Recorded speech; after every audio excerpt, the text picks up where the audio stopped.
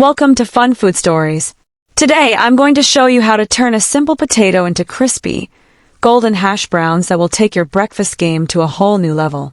No shortcuts, no compromises, just perfect hash browns every single time.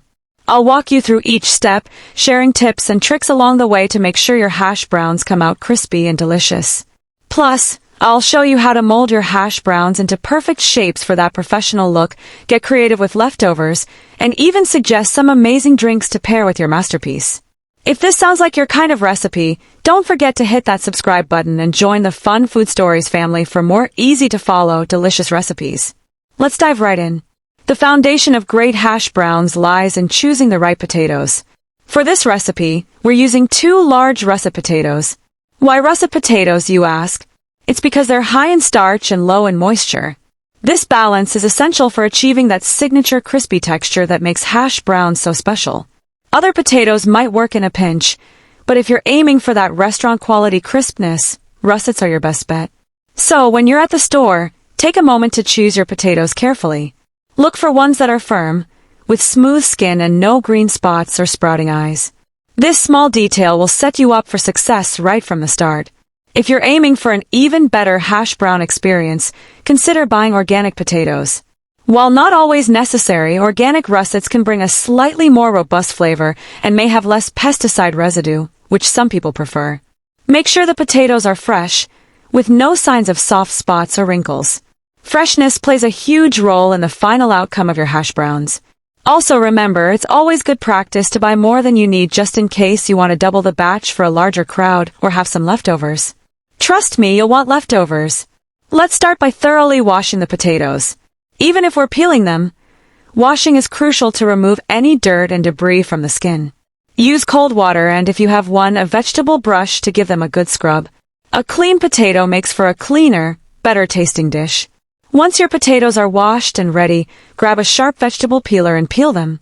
If you're someone who loves a rustic flavor or doesn't mind a little extra texture, you can leave the skin on. It adds a bit of earthiness to the final product, which some people absolutely love. But for a more traditional, crispy hash brown, peeling is the way to go. Now, if you've chosen to leave the skins on, don't worry about peeling away too much. You can simply scrub the skins thoroughly to remove dirt, but make sure the skin doesn't have any damage or spots. If you're unfamiliar with leaving skins on, know that it adds a nice texture and additional nutritional value. After all, potato skins are full of fiber. But in the case of this specific hash brown recipe, the peeled version will create the most classic crispy texture we all know and love.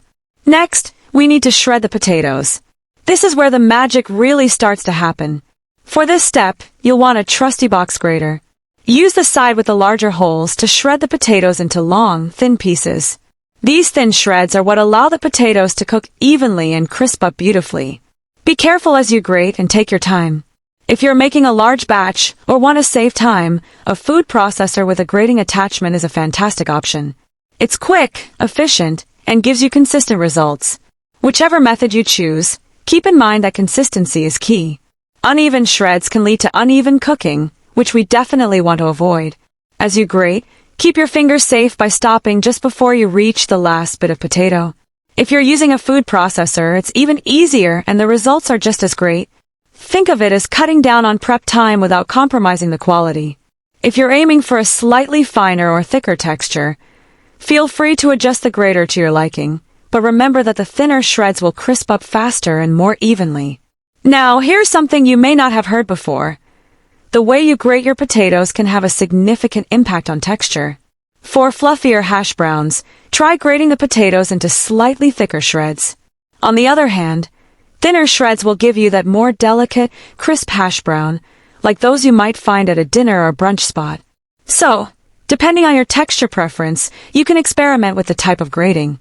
Here's a crucial step that makes or breaks hash browns: soaking the grated potatoes. Once you've shredded your potatoes, place them in a large bowl and cover them with cold water. Let them soak for at least 5 minutes. This step rinses off the excess starch from the potatoes, which is crucial for achieving that crispy, non-gummy texture. Excess starch can cause the potatoes to clump together during cooking, and nobody wants a gummy hash brown. While the potatoes soak, You can take this time to prepare your cooking setup or gather any additional ingredients you might want to add to your hash browns. The less starch, the crispier and fluffier your hash browns will be. So even if you're in a rush, just allow them a few minutes of soaking. Trust me, it's well worth the wait. After the potatoes have soaked, it's time to drain them. Pour them into a colander and rinse them under cold running water to remove any residual starch. Now comes one of the most important steps: drying the potatoes. Wet potatoes won't crisp up properly, so we need to get rid of as much moisture as possible. Transfer the drained potatoes onto a clean kitchen towel or a large piece of cheesecloth. Wrap them up tightly, twist the ends, and squeeze with all your might. Keep twisting and squeezing until no more water drips out. You'll be amazed at how much water is in those potatoes. This step is absolutely essential for achieving that perfect crispy texture. The more moisture you squeeze out, the crispier your hash browns will be. It's tempting to skip this step, but if you do, you'll notice the difference. Your hash browns might come out soft and mushy rather than crisp. So, take your time and get every drop of moisture out of those potatoes. Don't be afraid to put some elbow grease into it. Now that your potatoes are dry and ready, it's time to season them.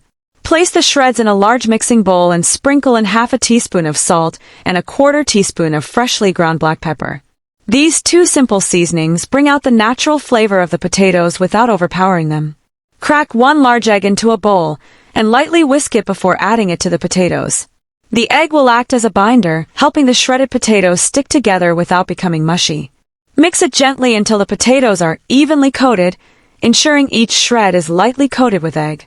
If you want to get a bit more creative, you could also add a tablespoon of flour or a gluten-free alternative for extra binding.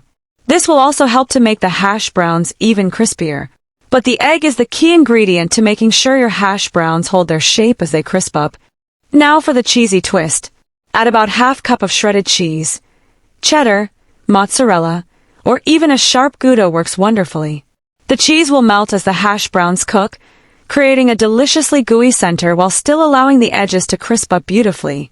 Stir the cheese gently into the potato mixture, ensuring it's evenly distributed without clumping.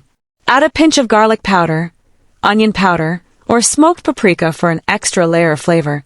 You could even toss in some chopped fresh herbs like parsley or chives for a touch of freshness. Mix everything gently, ensuring the seasonings and cheese are evenly distributed without breaking up the potato shreds. When it comes to seasoning, less is more. The key is to enhance the potato's natural flavor, not mask it. However, if you want to experiment, try a dash of cayenne for some heat or a sprinkle of nutritional yeast for a cheesy, savory twist. With the cheese mixed in, your hash browns will have a rich, satisfying flavor that makes every bite irresistible. Now, preheat your oven to 400 degrees Fahrenheit. While the oven is heating, line a baking sheet with parchment paper or a silicone baking mat to prevent sticking.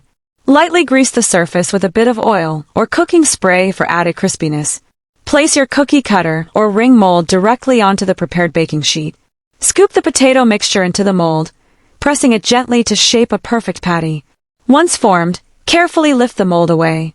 Repeat this process for each hash brown, leaving about an inch of space between them to ensure even baking. This simple trick ensures uniform shapes and even baking, making your hash browns look as good as they taste. If you don't have a mold, no worries. Simply scoop a portion of the potato mixture onto the baking sheet, shape it into a round or oval patty, and press it down gently with your hands or the back of a spoon to create an even thickness of about half an inch. Before baking, brush the tops of each hash brown lightly with melted butter or a neutral oil. This step helps them crisp up beautifully in the oven while locking in moisture. Place the baking sheet on the middle rack of the preheated oven. Bake the hash browns for 15 minutes without disturbing them. This initial baking time allows the potatoes to set and begin crisping up on the edges. After 15 minutes, carefully flip each hash brown using a wide spatula. If any edges stick to the parchment paper, gently loosen them before flipping to avoid breaking. Once flipped, brush the tops again with a light coating of butter or oil for extra golden color. Return the tray to the oven and bake for an additional 10 to 15 minutes, or until the hash browns are golden brown and crispy on both sides. If you want even more crispiness, switch your oven to broil mode for the last 2 to 3 minutes. Keep a close eye to prevent burning, as the cheese can brown quickly under direct heat. When the hash browns are done, they should have a golden crust on the outside while the cheese inside is melted and gooey. Remove them from the oven and let them cool slightly on the baking sheet for a minute or two to firm up.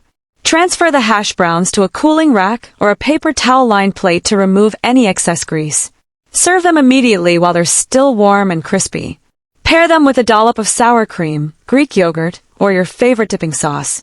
You can even top them with avocado slices, bacon, fried eggs, fresh herbs, or a sprinkle of extra cheese for an indulgent touch. If you've got any leftovers, which is unlikely because these are that good, you can store them in an airtight container in the fridge for up to 2 to 3 days. When you're ready to enjoy them again, reheat in a hot skillet or in the oven to restore that glorious crispiness. Now, as promised, let's talk about what drinks pair well with your hash browns.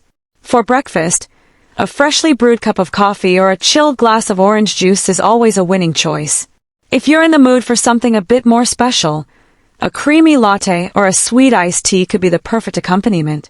If you're serving these hash browns as part of a brunch spread, why not offer a mimosa or a Bloody Mary to really kick things up a notch? And there you have it, the secrets to making perfect hash browns at home. Simple, yet absolutely delicious. With just a few key ingredients and some careful attention to detail, you can enjoy crispy, golden hash browns that will rival any diner or brunch spot. Remember, the key is in the potatoes, the soaking, the drying, and of course, the patience during cooking. With these tips and tricks, you'll be a hash brown master in no time. So, the next time you're in the mood for a breakfast classic that never disappoints, reach for some russet potatoes and get cooking. You'll be amazed at how something so simple can be so extraordinary. If you enjoyed this recipe and want more delicious, easy-to-follow tutorials, don't forget to hit that subscribe button and join the Fun Food Stories family. Thanks for watching, and I'll see you in the next one. Enjoy your hash browns.